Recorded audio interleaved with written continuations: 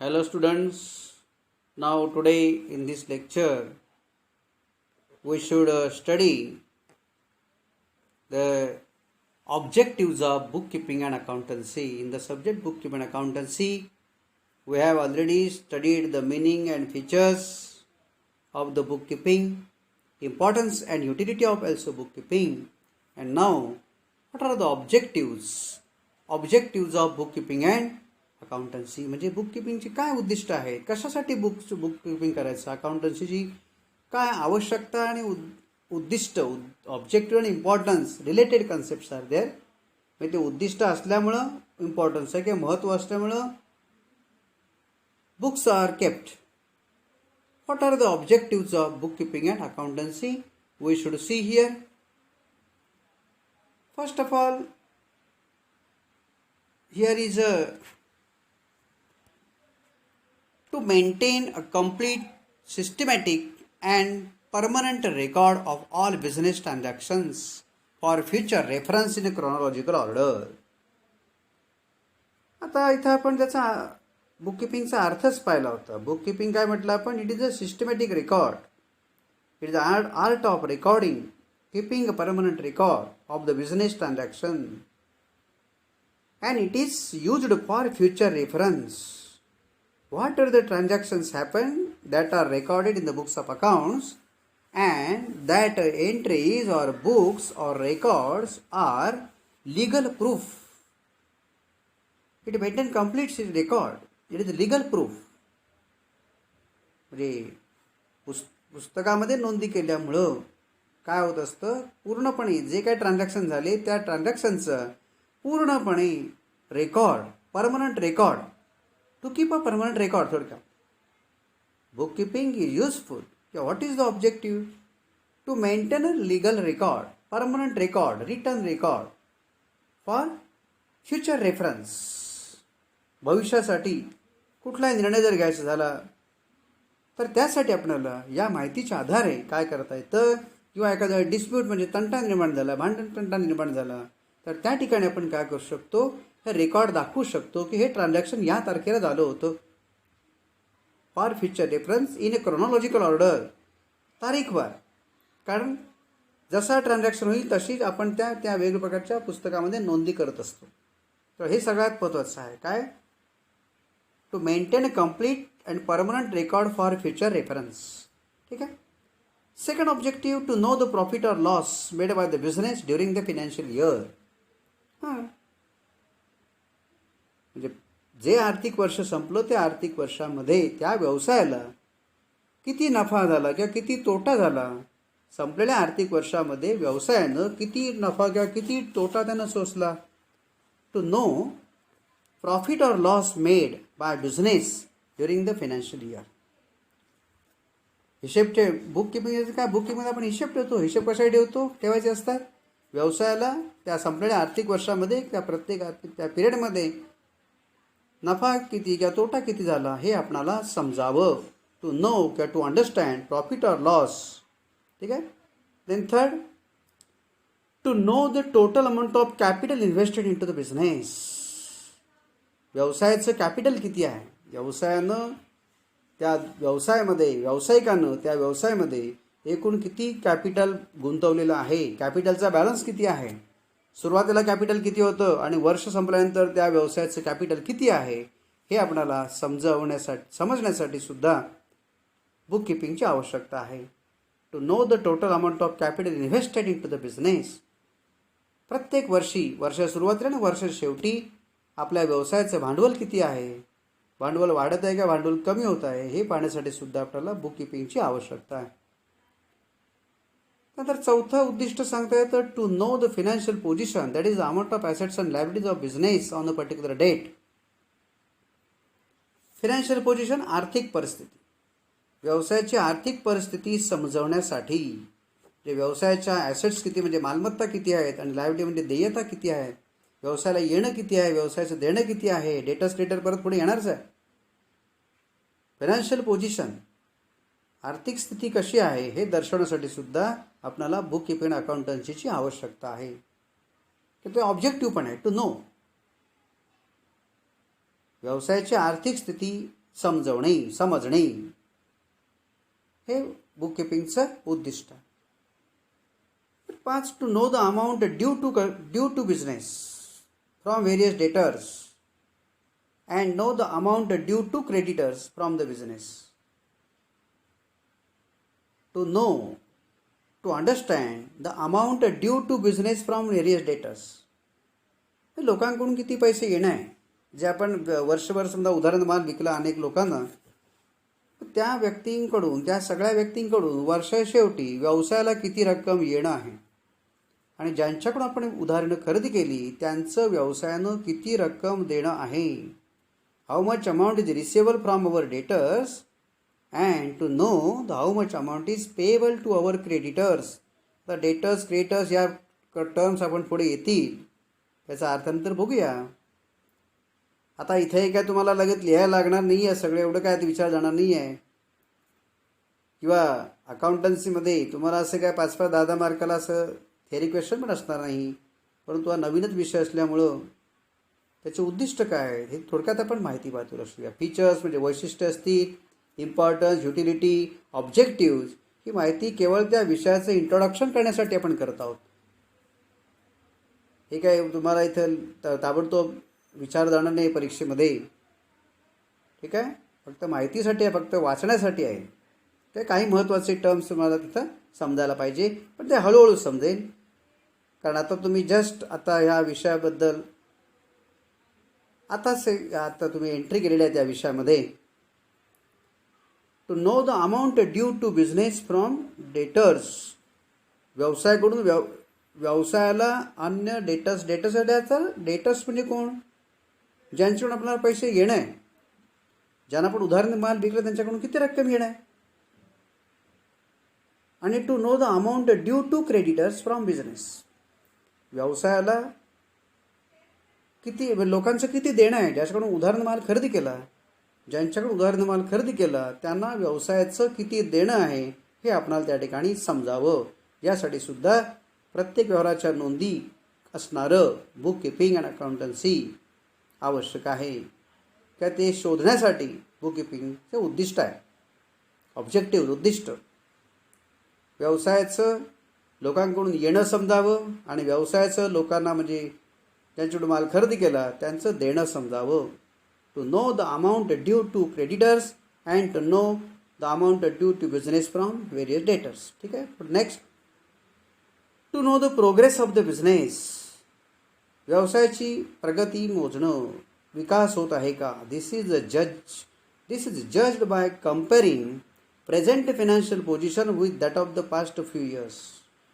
म्हणजे दरवर्षी आपण झालेल्या प्रत्येक व्यवहाराच्या नोंदी त्या वर्षामध्ये करत असू, म्हणजे केलेल्या असतात आपण, आणि त्यामुळं या वर्षाचं रेकॉर्ड आणि मागील वर्षाचे सर्व उपलब्ध असणारं रेकॉर्ड किंवा माहिती जी आहे याची तुलना करून आपण आपल्या व्यवसायाची प्रगती होत आहे का नाही हे त्या ठिकाणी पाहू शकतो. म्हणजे आपला व्यवसाय कसा प्रगतीपथावरती आहे, whether it is a progressive or not. So we should easily understood with the help of making comparison with the present financial position with that of the past performance, past year's financial position with that of the past few years. The next, to know the efficiency of the business. व्यवसायाची कार्यक्षमता बघणे.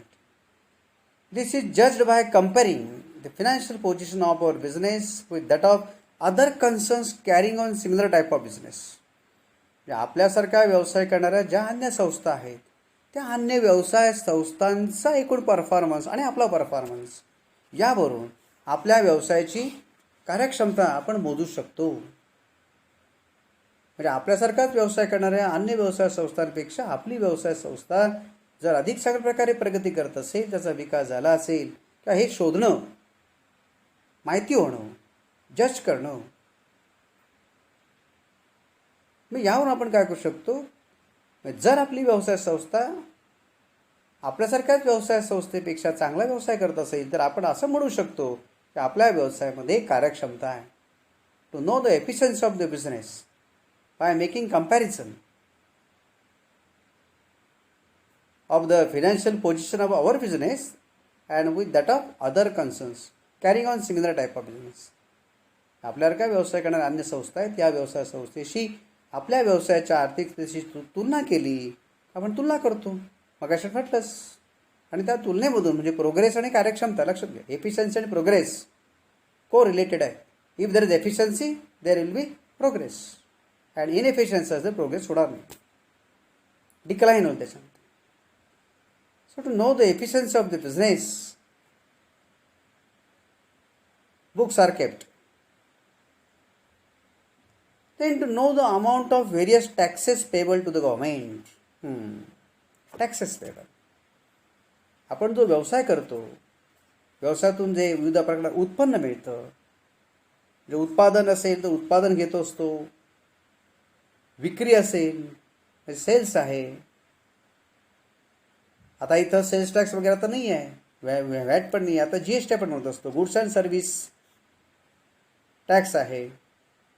पण याची liability आपली किती, आपण सरकारला किती कर देणं आहे, हे सुद्धा आपल्याला माहिती करून घेण्यासाठी बुक किपिंगची आवश्यकता आहे. बुक्स आर केप्ट और records are maintain, transactions are recorded to know the amount of various taxes payable to the government. What is our tax liability, how much tax is payable to the government. So for taking this decision, there is a need of keeping a book. There is a need of keeping records of our transactions.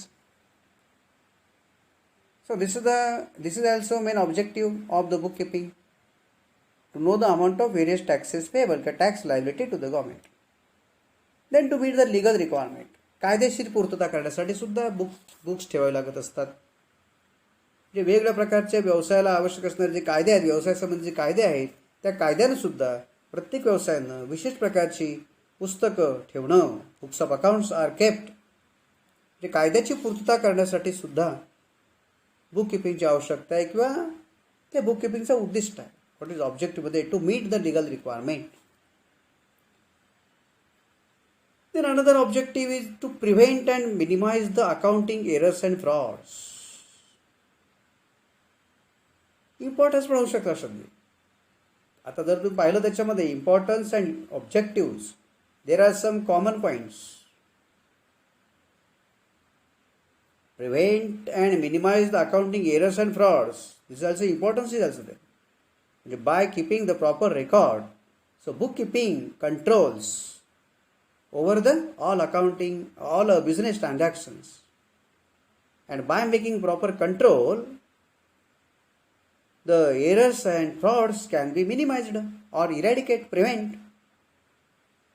There should be no any fraud, no any errors, because of proper control by keeping records, proper records, and day to day properly at a regular systematic manner.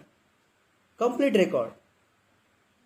Bookkeeping keeps the complete record properly as per the rules and regulations, legal requirement, and so there is a control over the errors.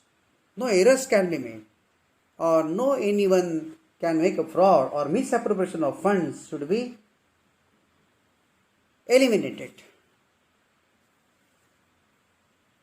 तो should be stop. Eliminate याचा अर्थ कमी करणं, नष्ट करणं. Eradicate. We should prevent. म्हणजे व्यवसायामध्ये कुठल्या प्रकारच्या चुका होऊ नयेत, अफरातफर होऊ नये, निधीचा गैरवापर होऊ नये, यासाठी सुद्धा बुक किपिंगची आवश्यकता. बुक किपिंग हे ठेवलंच असतं किंवा त्याची आवश्यकता त्या ठिकाणी असते. किंवा अजूनही त्याच्यामुळे सांगते, इथे दिलं नाही आहे, अजून सुद्धा एक सांगते, इथे आपण 10 उद्दिष्ट दिलेले आहेत, अजून आहेत बघा. ठीक आहे. To provide valuable information to various groups. हां, वेगवेगळ्या ग्रुप्सला आपल्याला अकाउंटिंग इन्फॉर्मेशनची आवश्यकता असते. कोणाकोणाला गरज असते, तर इन्व्हेस्टर आहे, युटिलिटीमध्ये आहे बघा. त्याच्यामध्ये utility of book keeping and अकाउंटन्सीमध्ये म्हटलेलं आहे. To provide valuable information to various groups. Investor आहे, ओनर आहे, सरकार आहे, बँका आहे, की या सर्व व्यक्तींना या बुक किपिंगमधील इन्फॉर्मेशनमुळं त्या व्यवसायाशी आपण एखादा व्यवहार करावा का न करावा यासंबंधी निर्णय घेणं, or taking a proper decision whether a loan should be granted or not, or investor can take a decision about his investment whether he invest or not, so he can take a decision with the available information from the books of accounts of our business. आपल्या व्यवसायाची सर्व जर व्यवहाराच्या नोंदी योग्य प्रकारे ठेवल्या असतील, all the books are kept properly, then on the basis of that information we can take a decision about investment किंवा सप्लायर आहे, आम्हाला जो उदाहरण माल पुरवणारे जे सप्लायर्स आहेत हे सुद्धा आम्हाला उधारी सवलत द्यावी का, किती रकमेपर्यंत द्यावी याचा निर्णय सुद्धा, म्हणजे granting credit facility by our supplier. So suppliers are also interested in our information which is given through the books of accounts. ठीक आहे. आणि खाली म्हटलं बघा, to take a decision on important business matters. व्यवस्थापनाला सुद्धा योग्य प्रकारे निर्णय घेता यावेत, योग्य निर्णय योग्य वेळी घेता यावेत, यासाठी सुद्धा बुक किपिंगची आवश्यकता असते. किंवा हा बुक किपिंगचा ऑब्जेक्टिव्ह आहे to take a decision on important business matters. व्यवसाय योग्य ते निर्णय घेण्यासाठी सुद्धा बुक किपिंगची आवश्यकता आहे. इथे एखाद्या 2-4 मार्काला येऊ शकतं. एवढे काही 12-13 मुद्दे दिलेले आहेत ते काय सगळे काय पाठ करण्याची गरज नाही आहे, किंवा आता ते होणारे नाही आहेत, अपेक्षित पण नाही आहे. You should only read and understand. अर्थपूर्ण वाचन करा, त्याचं समजून घ्या. लगेच काही पाठवणं होणं अपेक्षित नाही आहे, पण वर्ष अखेरपर्यंत तरी आपल्याला ही माहिती होणं आवश्यक आहे. कारण हा जो विषय जो आहे, या विषयाचा हा पाया आहे. कशासाठी बुक किपिंग अकाउंटन्सी, कशासाठी विषय आहे हा, काय त्याची वैशिष्ट्य, काय त्याचं महत्त्व आहे, काय त्याचे उद्दिष्ट आहे, हे आपल्याला माहिती व्हावं. त्यामुळे हे इंट्रोडक्शनरी मॅटर आहे. Introductory knowledge is given through this video. Thanks.